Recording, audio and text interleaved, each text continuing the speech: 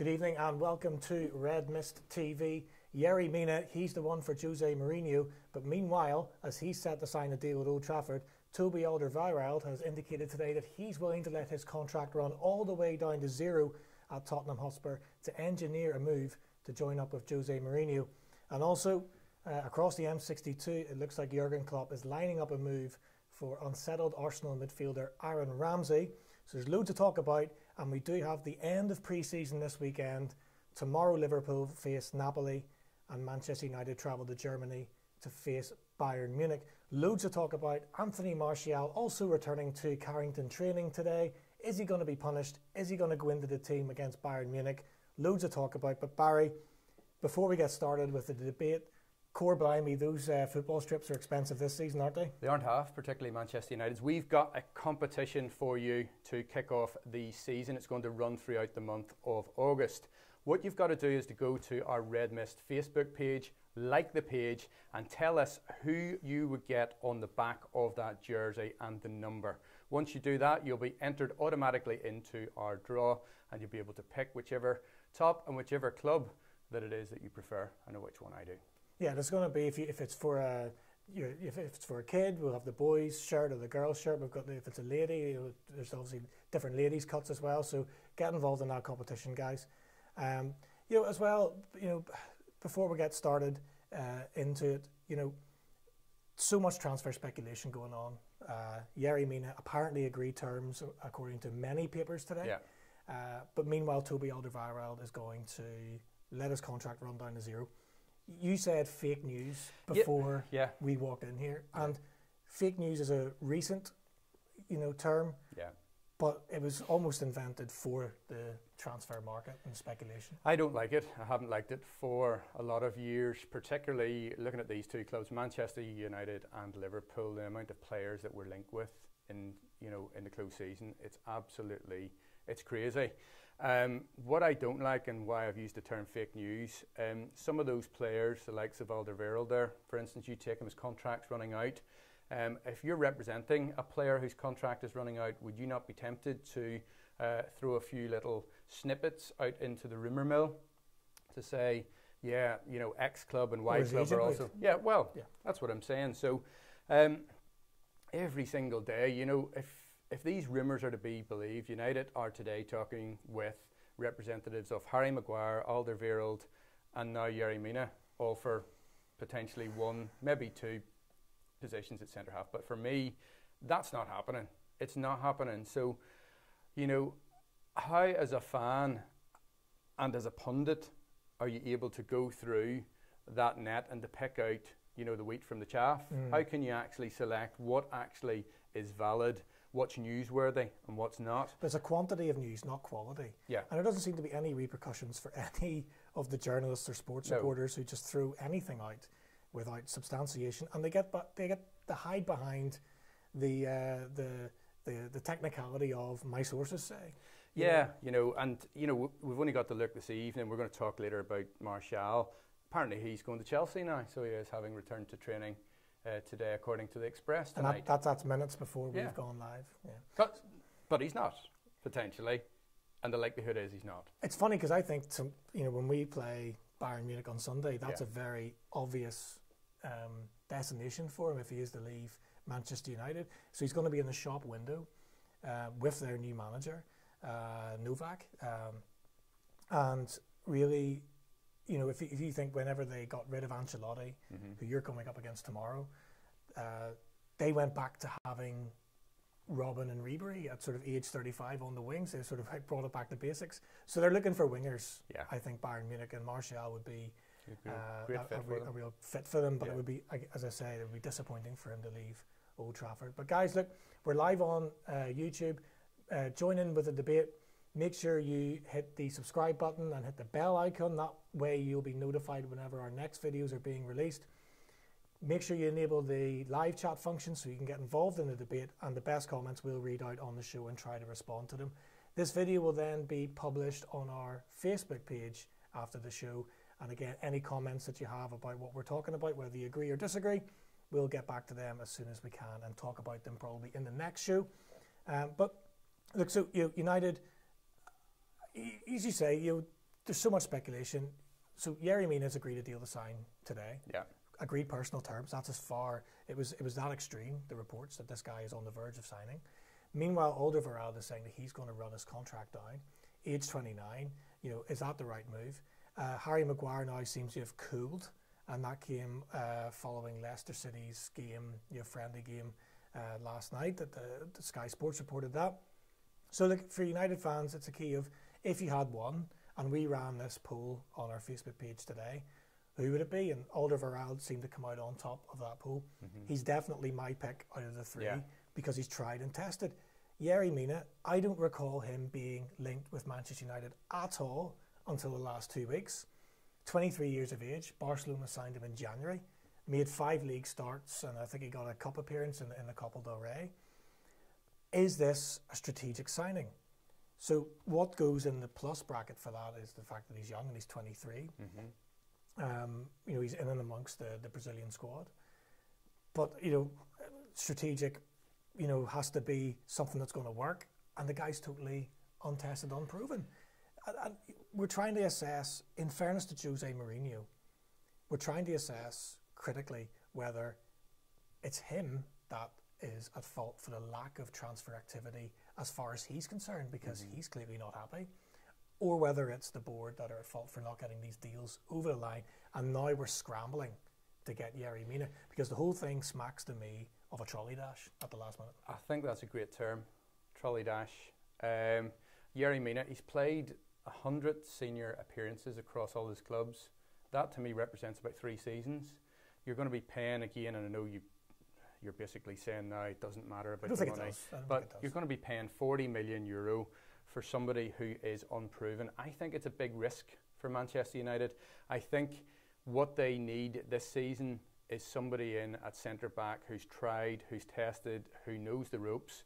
Are you going to be willing to give Mina, if he comes in, the time to settle in at the back? And guess what? He's going to make a mistake or two. You're going to concede a few times. I just, all in all, I thought to myself, okay, United, they're going to get somebody in of Maguire's quality. Alderweireld we're still talking about. But if Mina's going to come in, yes, a lot of potential, but particularly the further back on the pitch you go, that's when you need the experience. You don't throw in, for instance, an 18-year-old at centre-back, and I know he's 23 now, but 100 senior appearances would scare me slightly. And he's quite an age to only have that number of appearances. I could understand it if I knew that United were going to commit to 3 at the back, 3-4-3 or 5-3-2, call it what you will, then I could get it, because he can play alongside the likes of Bailly and Jones, or Bailly and whoever else in whatever combination. And I know I've laboured the point, but I really did think that formation was working for United last season. And the most unfortunate thing that derailed it was that Pogba was sent off away to Arsenal. 7 goals in a week. It released the attacking players to get forward. There was a real defensive solidity to it. It kind of made sense of Ashley Young and Valencia being in the team as wing backs.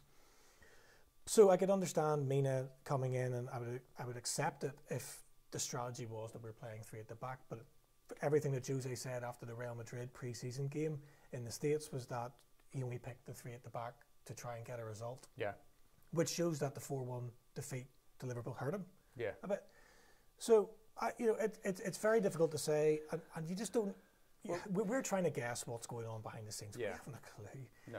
And we're not pretending to be. This is a fan debate channel where we want to talk to the fans, interact with them, give them another medium or another vehicle to give us their views and air their views and vent their frustrations. We don't pretend to be in the nose, and we never will. And we don't know what's going on behind the scenes. And you're consuming so much content about these players, and the sports journalists seem to be beyond reproach. They are. What I wanted to, again, I'm a Liverpool fan here, and I want to be as honest and as open as possible as well. Yerry Mina offers quite a bit going forward. At the World Cup we saw that. He scored 3 headed goals in the World Cup. So he mightn't be tried and proven with his defensive qualities. But you know what? bringing somebody like that up for a corner late in the game, he's going to be a handful for other teams to actually cope with in there. So, you know, yes, look, but United fans, I think, are trying to disseminate what the strategy is. So we'll have Jones and Smalling. Yeah. So they finished the season with Young and Valencia, and that is a back four that should scare United fans. Wasn't good enough to win the league last season. No reason why it's going to be good enough this year. Bailly, the way Jose talks about him now, it's almost as if he's a fringe player or he's got something to prove. Lindelof, okay, had his injury problems last season, but couldn't get a kick towards the end. Played a lot of European football, but didn't really factor in the big games, and certainly not in the back end of last season. But there's 60 million quid in those two players. So here comes another 40 million, which, and again, don't worry about the transfer fees, but if you're trying to judge the investment, is Jose saying that, okay, I like Chris Smalling, apparently he was joining Wolves 2 days ago. Yeah. I like Chris Smalling, but Bailly's got something to prove, Lindelof's something to prove. Is the signing of Mina and or Alderweireld, is he saying he's writing off Bailly and Lindelof? Because that's potentially six central defenders. Yeah, but would you not be better? There's 6 personnel there that you have to manage. You have to manage them as individuals as well. It's very difficult when you've only got 2 positions there. Would you not be better that Jose actually said, you know what, you're on the fringes, I'd rather cash in on you, rather than set them in as part of, a squad that's bursting at the seams, but actually you're not going to get anything out of them if they come in for a bit part now and again. They're going to come in 2-3 games, not necessarily with the right attitude. They're not going to be match fit either. Yeah, so when do you play them? Yeah. Because you can't, it's a wee bit different now, because the stakes are so high. You almost can't drop anyone from any game. You've got to have your first choice team out there every single week, because the margins are so fine now in the Premier League. It's actually really fine if you're a team outside the top 7 and battling relegation. Now, I think every team outside the top 7 in the Premier League is worried about relegation. And if the Premier League is worth £120 million a year to a club, so you need 40 points to stay up. Yeah. It's like each point you get could be worth like £3 million. So there's no, you have to have your first team out there week in, week out. I know Fergie in his day would have had 4 or 5 strikers to pick from and rotate them and keep them all happy, but it's kind of different now, the league. So I think it's very, very difficult. And I must say, in defence of Jose, football is different now than it was 10, 15 years ago. I think 10 and 15 years ago, you knew who the top centre-halves were in the world and who to go after. And maybe at the turn of the century and maybe in the sort of 2005, maybe up to that period, it was a golden generation for defenders, where I think the best players in the world were often defenders, or there was certainly a greater quantity of them. So Cannavaro, Maldini was still going strong, Nesta, big players from all over Europe. And then looking into the Premier League, it was so obvious in 2001, 2002 sort of time that Rio Ferdinand was, you got to buy him. Yeah. He is just a Rolls Royce defender. He can do everything, 6 foot whatever, can head the ball, he plays like a midfielder, kind of like Alan Hansen, but even with a bigger physique. And it was obvious that he was the one to buy. I don't think there are that many candidates to buy. No, I would agree with that. Nailed on candidates. Yeah. So we're sort of, messing about here with Maguire. I mean, is he going to work out? That's a bit of a punt, because I really like him. Had a good World Cup, scored an important goal against Colombia. But as I said to you a couple of shows ago, England beat exactly who they should have beaten the World Cup and went out to who they went out, should have gone out to, and they were lucky enough to get past Colombia. And he was a major part of that team. But so £60 million you could stick in on Harry Maguire, but you don't really know. But that's that's not Jose Mourinho's fault. No, going along with what you're saying there, it doesn't take a lot of imagination to pick Yerry Mina out. Young up and coming defender. Barcelona have spotted him. Scores 3 goals at the World Cup. Whoa, what a job the scouts have done there. It's not difficult to spot that. Yeah, and if you go back to Leicester City's title-winning season, and Ranieri obviously did a great job, but they wax lyrically about the scout who's left Leicester. I can't remember where he went to.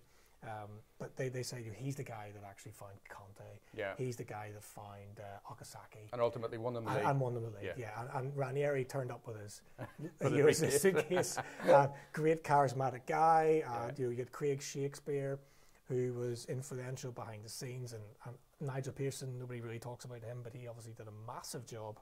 And they got that huge wave of momentum. But it was great scouting work that found the likes of N'Golo Kante, and that also found Okazaki. And I think they've got another find in Ndidi, who I mentioned before. He had a very good World Cup. But in fairness, it is a bit of a punt these days. Who are the top centre halves in the world? Okay, I think Varane could be one. Yeah. You could see, God, spend 100 million on him and stick him in your defence. That's bound to work out. But 10, 15 years ago, you knew there was, John Terry, there was, Rio Ferdinand. That was like the England defence. There were so many other great English defenders who couldn't get into the team. Jamie Carragher, hardly, any other generation, he's going to start for England, all day long. And then you looked across the, Serie A, right up to about 2007, 2008, had that kind of golden generation. There was a great Milan team with a great defence, Kaká going forward, but all over the world there seem to be great defenders, and I don't think it's as obvious now. No, I think you've hit the nail on the head. But what I would say is, I think Manchester United over the next 2 to 3 days will have at least one of the aforementioned players in the bag. Yeah, they definitely will. And it is interesting, and I think it is more of a trial and error stage. And without being overly critical of the current generation, is our football, is it the generation where you wouldn't naturally get tough central defenders? I think the game has changed. Is that I think the Adams, the Keowns, the Ferdinands, the Terrys. The game has totally changed. If you think about how sanitised it is, particularly look at Neymar, for instance, right? Yeah.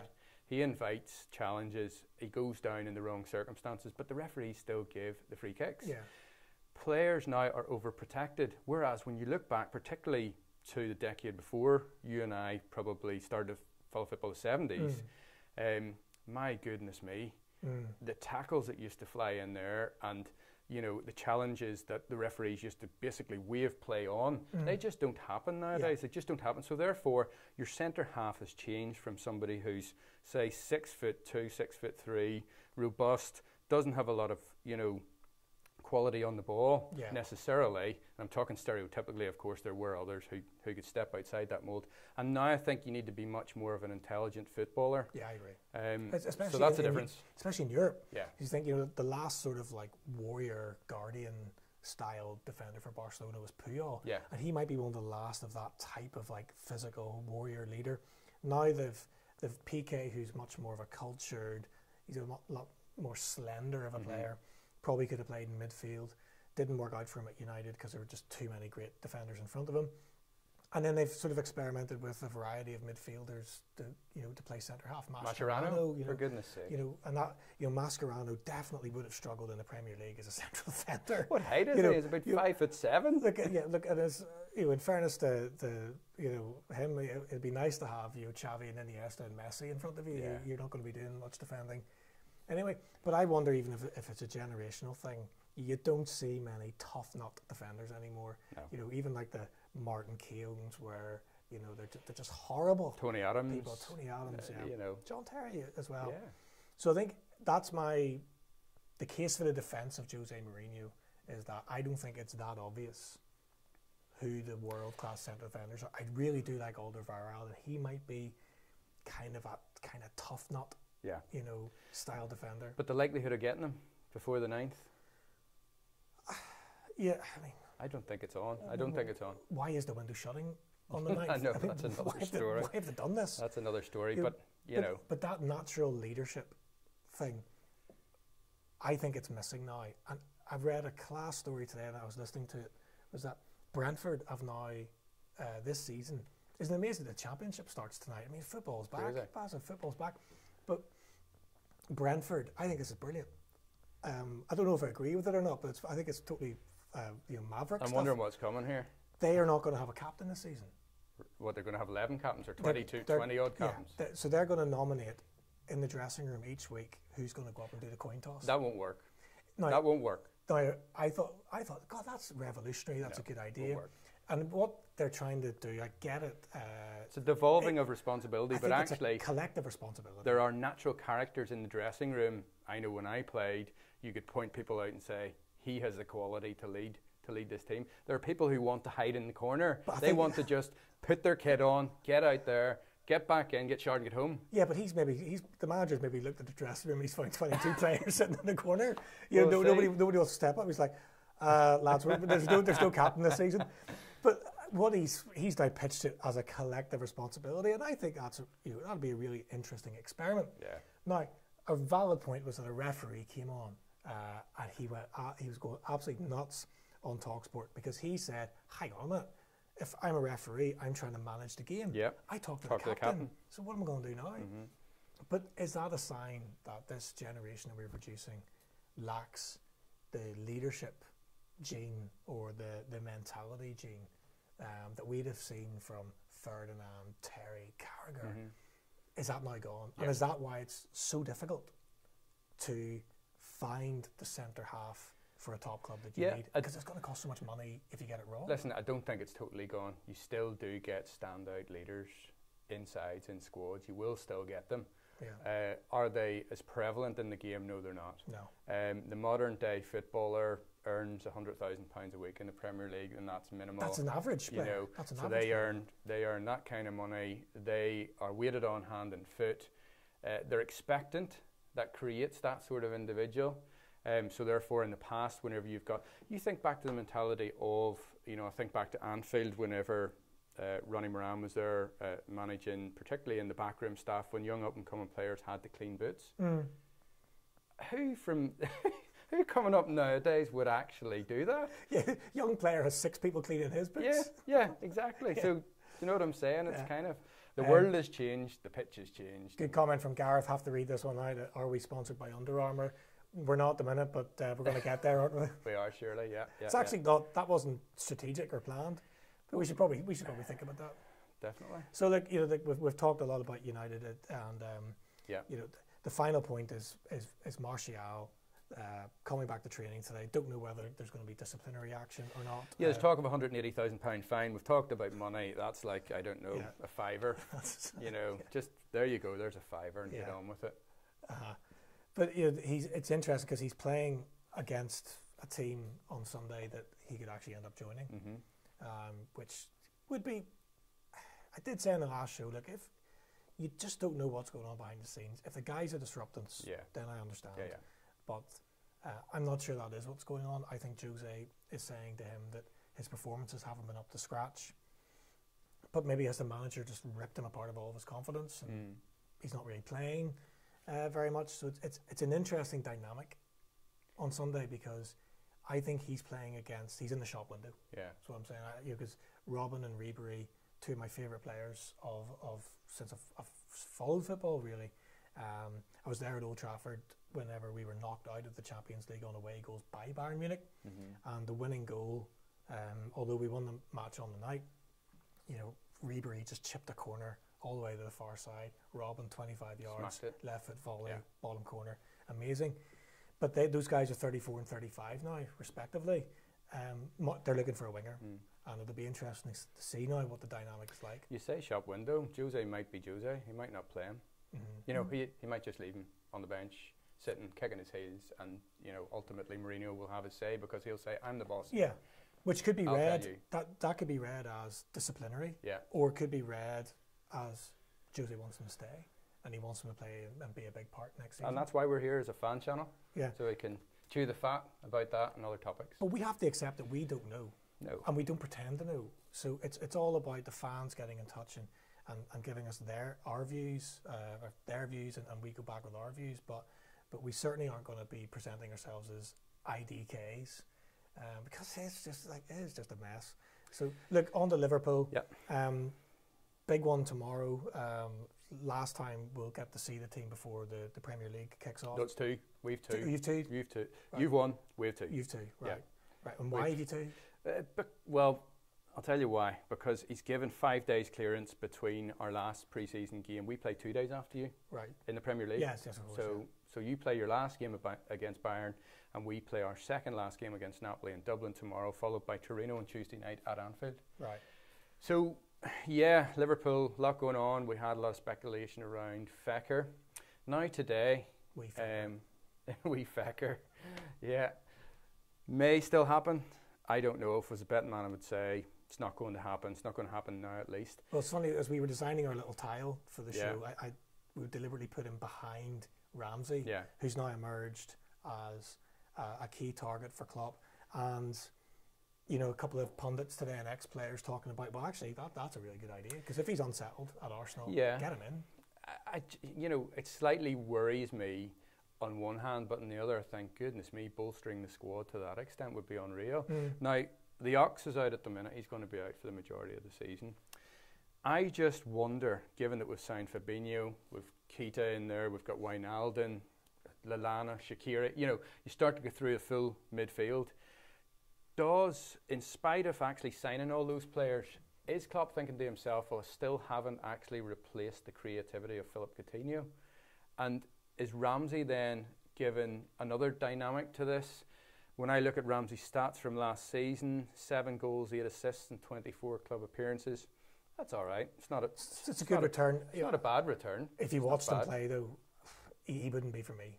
He's one of those guys that just goes missing in games.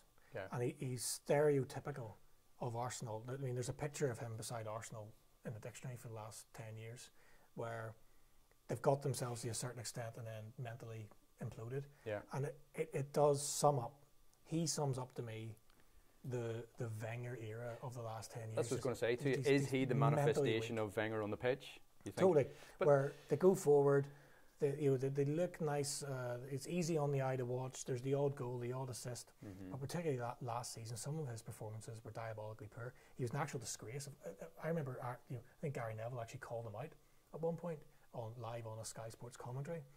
But there was a whole profligacy of this, with Ozil was like that, and I think they've let United have let Mkhitaryan go to Arsenal. Perfect for them if that's the way they're going to continue, because it's just so weak at times.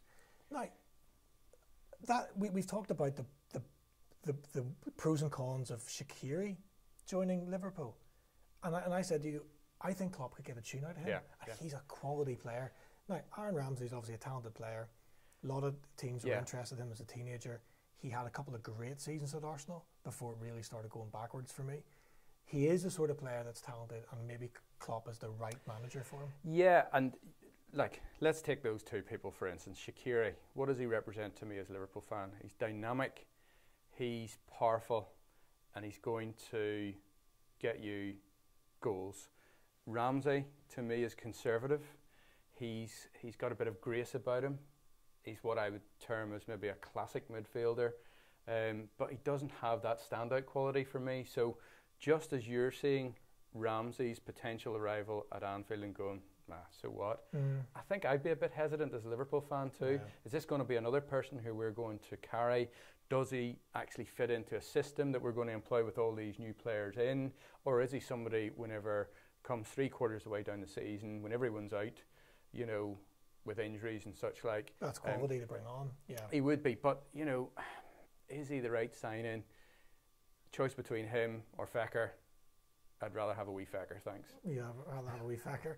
It's interesting. I think whenever Oxlade-Chamberlain was signed, I don't think he was signed as a starter. I think he was told, what, you're going to have to actually crack on with your career. I'll play you in midfield and not out in the wing, which I think he was getting frustrated about at Arsenal. But I don't think he was bought as an automatic starter for Liverpool, and he cracked on big time. And I think he, without the signings that you've made now, Fabinho, Keita, we'll have to wait and see how this sort of jigsaw comes together. I think if you're going into the season without those signings and you were stuck with, okay, Henderson, Milner, Wijnaldum, Lallana. I think Oxlade-Chamberlain starts in that midfield. I agree. It's the challenge is now the same to Aaron Ramsey. If he joins Jurgen Klopp, you're not starting every week. Don't think you're coming to Anfield because you're getting you've a guaranteed starting berth every week. You have to prove yourself. you probably have to be better as well, and then do what the Oxlade-Chamberlain achieved. And I got a lot of respect for Oxlade-Chamberlain because I think that was a bold move. I think it was bold, and you know what? I think it really started to work out before the injury. And I was a doubter at the start and thought to myself, here we go, we're getting the cast-offs from other teams. Which has been, you could have criticised previous Liverpool managers for doing that. I mean, remember like Raul Morales and stuff like that. Yeah. So for me, it was a bit of that, but you know what? He kicked on. Let's touch on Napoli. We play in Dublin tomorrow. Our penultimate pre-season game. Napoli, Carlo Ancelotti there now in charge. One player who we're going to miss coming up against is Pepe Reina, actually. Once you hear Napoli, funny, me, I think back to Reina. I think back to the side foot half volley kick that he always gave when he was doing that for Liverpool. But he's now left. He's gone to AC Milan. It's like it's I didn't think Pepe Reina was still playing. It's like 2005 again. Exactly. Still signing for big clubs. Istanbul, party goes on. Stem goalkeepers. Alisson makes his debut tomorrow. That's exciting. Really looking forward as a Liverpool Because it'd be fan. Nice if your goalkeeper makes a save. Don't start that again. Because whenever he was at Roma, didn't make any saves. We'll see. I'll remind you of that. 9 goals that was. I'll remind you of that. But it's okay. He made a save in training. That was a great save he made in training. Look, he was better, let's face it, than the Spanish keeper. Did you see the Spanish keeper in the World Cup? Yeah, the one-man defence. I think we'll give him a break. But it's interesting because United playing Bayern Munich on Sunday, and they obviously sacked Carlo Ancelotti, and now Ancelotti's the Napoli manager who you're facing tomorrow. The big news, of course, with Napoli, their manager's gone the opposite way, and he's actually taken Jorginho, their playmaker, with him. So, that's difficult to start with. I'm looking forward to see how Liverpool line up. I tried to think earlier what the potential partnerships would be. Right. Now, Liverpool in the centre of defence have a few questions. Lovren is yet to return from the World Cup. Matip You're delighted with that, aren't you? Well, look, he's one of the best defenders in the world. By self-proclaimed. Self-proclaimed. I was going to say, by whose reckoning?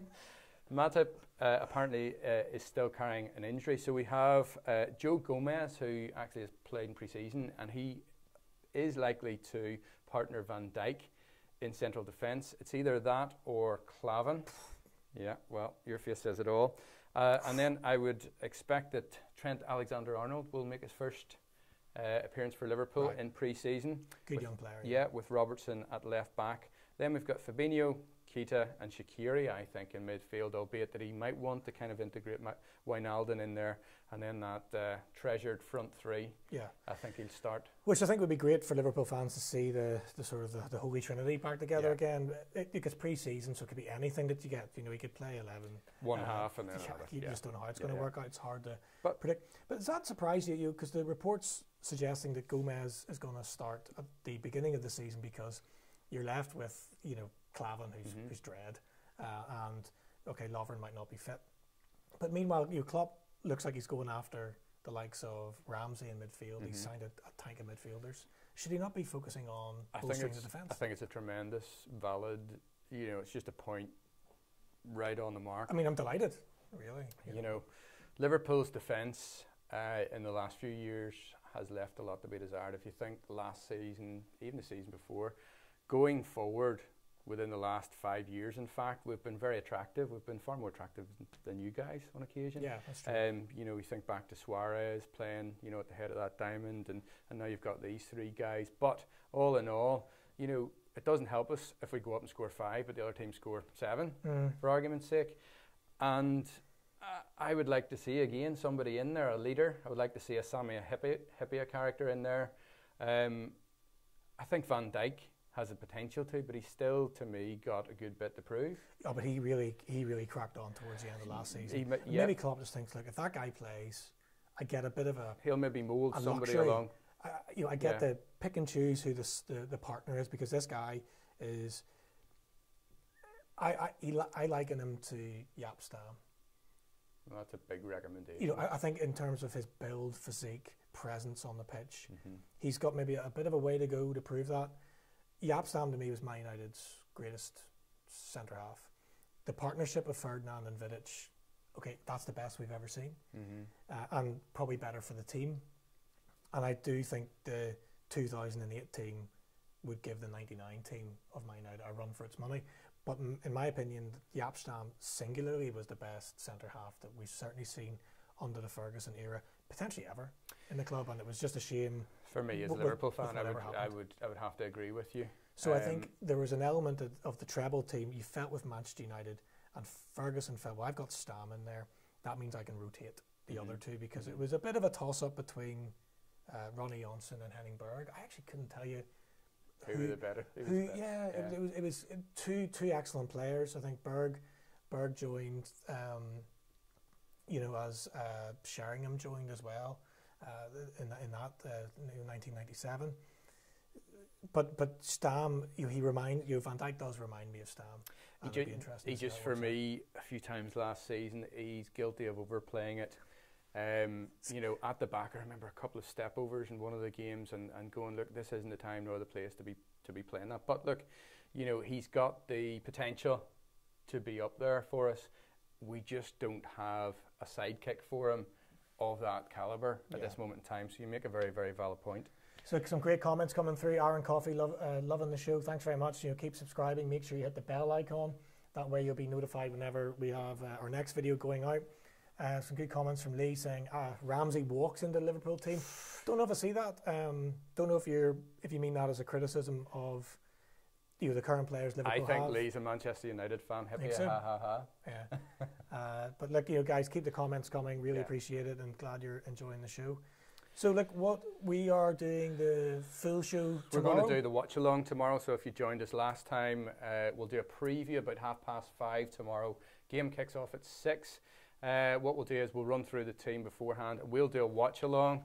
We want you to participate in that alongside us as well. And that's the key time for you to get your comments across on how the match is going for you and what you want to see. Yeah, so again, if you want to watch the game at the same time as tuning in to us, by all means do that. Please do interact with us here on YouTube. So that's what we're doing tomorrow then on Sunday. I'm trying to work out what day it is. It's Friday. Yes, Friday. So Sunday. So on Sunday, Manchester United travel to Germany to play the reigning German champions, Bayern München. What are you thinking? I think United fans are going to be interested to see the Martial angle. They'll want to see Fred get some game time and just have another look at him. But I think the real interesting one is the Martial story.